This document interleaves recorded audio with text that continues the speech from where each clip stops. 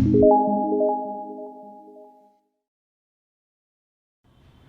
Friend, welcome to GS academy Ujjain. आज जो हमने टॉपिक लिया है वो एक बहुत इम्पॉर्टेंट टॉपिक है जो कि लगभग हर एग्ज़ाम में पूछा जाता है और उसका नाम है रेशो। तो बेसिक फंडामेंटल से हम आज रेशो को शुरू करेंगे। इसके कुछ लगभग 10 क्वेश्चंस हम आज सॉल्व करेंगे और बहुत सारी चीज़ें आपको नई सीखने को मिलेंगी आज। तो इस वीडियो को पूरा देखिए। इसमें लास्ट में जो कुछ 1-2-3 चीज़ें हैं वो कभी आपने पढ़ी नहीं होंगी शायद, तो आखिरी तक वीडियो को जरूर देखिएगा और एक एक चीज़ों को ध्यान से समझते हुए चलिए। तो हम सबसे पहले शुरू करते हैं कि रेशो क्या होता है। तो रेशो का मतलब होता है स्टैक। स्टैक मतलब हिस्सा। जब भी हम दुनिया की कोई भी चीज़ एक होती है, पर अगर हम उसमें कुछ मिला देते हैं या उसमें से कुछ हम किसी को दे देते हैं यानी कि निकाल देते हैं, तो वहाँ से हम रेशो को समझ सकते हैं।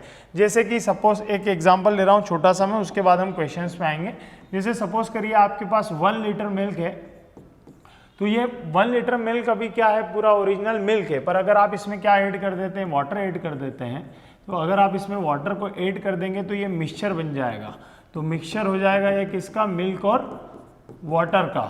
तो ये जो चैप्टर है रेशो, इसी में आगे हमको मिक्सचर एलिगेशन भी देखना होता है, प्रॉब्लम ऑन एज भी इसी पे डिपेंड करता है। और रेशो का जो फंडा है वो कई सारे चैप्टर्स में इंक्लूड होता है या अप्लाई होता है। तो आइए देखते हैं। क्वेश्चन नंबर 1 हम लेते हैं, ध्यान से समझिए। बेसिक से शुरू करते हैं। तो जो बेसिक फंडामेंटल है उसमें ये दिया हुआ है। देखिए क्वेश्चन में, देखिए आप क्या दिया है।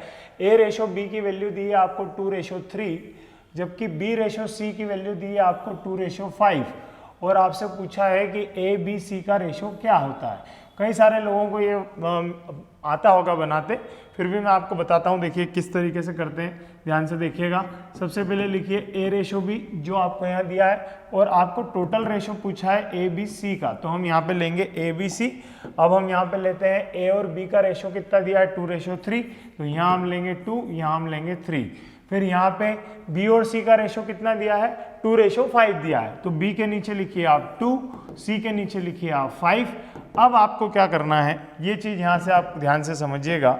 इसके बाद आपको क्या करना है, पड़ोस की वैल्यू जो खाली है वहाँ पे नेबर वैल्यू लिख दीजिए, पड़ोसी की वैल्यू लिख दीजिए। तो यहाँ है 3, तो यहाँ आप क्या लिख देंगे 3, यहाँ है 2, यहाँ पे आप क्या लिख देंगे 2। मतलब ये वैल्यू यहाँ आ जाती है और ये वैल्यू यहाँ आ जाती है।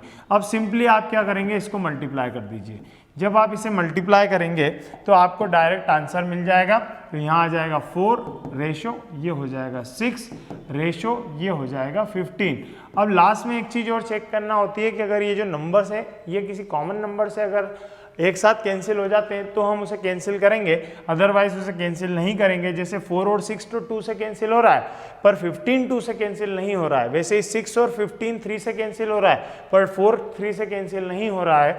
इसलिए हमारा फाइनल आंसर इसका क्या होगा, 4/6/15। यहाँ तक आपको चीज़ें अगर समझ में आई हैं तो बहुत अच्छा है। आगे इसी पे आगे कंसेप्ट जुड़ेगा, ध्यान से देखिएगा। नेक्स्ट क्वेश्चन को देखते हैं। सेम टू सेम वैसे एक और क्वेश्चन लिया है, धीरे धीरे हम लेवल को आगे बढ़ाएंगे। A/B की वैल्यू दी है आपको 2/1, जबकि B/C की वैल्यू दी है आपको 3/1। और यहाँ पे एक और चीज़ आ गई है C/D, ठीक है। और आपसे आखिरी में पूछा है ABCD की वैल्यू पूछिए। तो हमको क्या करना होता है, जो आपसे पूछा है वो रेशो ऐसा कैसा लिख दीजिए। तो ध्यान से देखिए क्या करते हैं। देखिए यहाँ हम लिख देते हैं A/B/C/D, ये हमने लिख दिया। अब AB का रेशो क्या है, 2/1, तो यहाँ लिखेंगे हम 2/1। फिर BC का रेशो क्या है, 3/1, तो यहाँ लिखेंगे हम 3/1। और यहाँ CD का रेशो क्या है, 4/1, तो यहाँ लिखेंगे हम 4/1। अब हम वही काम करेंगे, जो पड़ोस में खाली जगह बची है वहाँ पड़ोस की वैल्यू लिख देंगे। तो यहाँ पे 1 है तो यहाँ भी क्या आ जाएगा 1, यहाँ भी क्या आ जाएगा 1, यहाँ भी 1 है तो यहाँ क्या आ जाएगा 1। अब इधर इसका पड़ोसी कौन है, 4, तो यहाँ भी 4, यहाँ भी 4, और इसका पड़ोसी 3 है तो यहाँ क्या आ जाएगा 3। अब क्या करेंगे, अब इन सब का आपस में मल्टीप्लाई कर देंगे।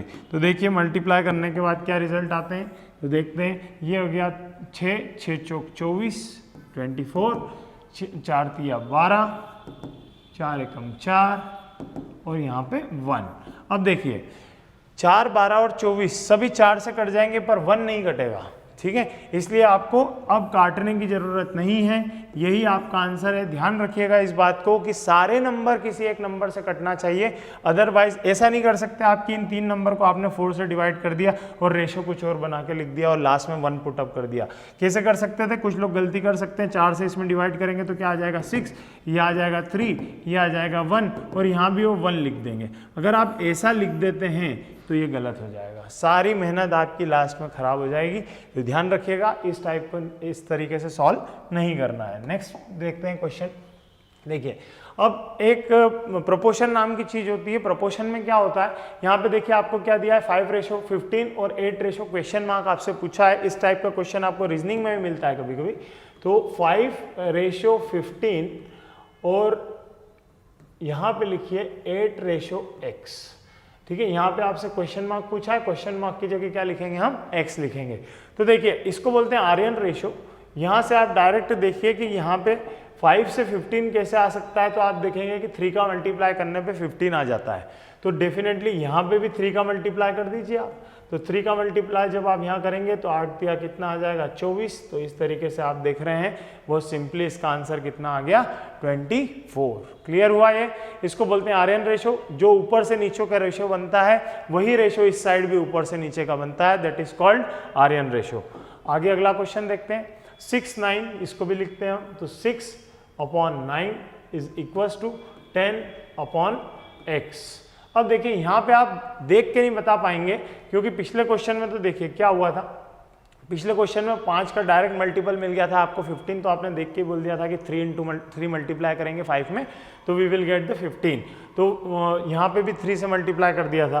पर यहाँ पे देखिए आप, यहाँ पे 6 है, यहाँ पे 9 है, यहाँ पे 10 है, यहाँ पे x है। अब 6 से डायरेक्ट तो 9 आ नहीं सकता है, अगर आएगा तो ये 1.5 टाइम्स होता है। अगर जिन लोगों को याद होगा तो वो डायरेक्ट बता देंगे कि 1.5 टाइम्स है, तो इसका भी 1.5 टाइम्स निकाल लेंगे। पर अगर ऐसा क्वेश्चन आ जाए कोई बात नहीं, आप क्रॉस मल्टीप्लाई कर दीजिए, 6x 10 × 9 कर दीजिए। अब x बराबर 10 × 9 अपॉन क्या कर दीजिए 6। ठीक है, अब 3 से काट दीजिए, 3 दूना 6 हो गया, 3 तिया 9 हो गया, 2 से काटेंगे 5 हो गया और 5 तिया क्या हो गया 15। तो आंसर कितना आ जाएगा आपका 15 आ जाएगा। अगर आपको थोड़ा सा इस पे आर्यन रेशो लगाना है तो आपको सिर्फ ये ध्यान होना चाहिए, इतने थोड़ी आपकी प्रैक्टिस होना चाहिए कि ये इसका 1.5 टाइम्स है। तो यहाँ भी 1.5 टाइम्स क्या होगा 15 होगा। तो आप डायरेक्ट भी आंसर लिख सकते थे 15। क्लियर हुआ। तो दोनों चीज़ें हैं यहाँ पे, दोनों चीज़ें मैंने आपको बता दी।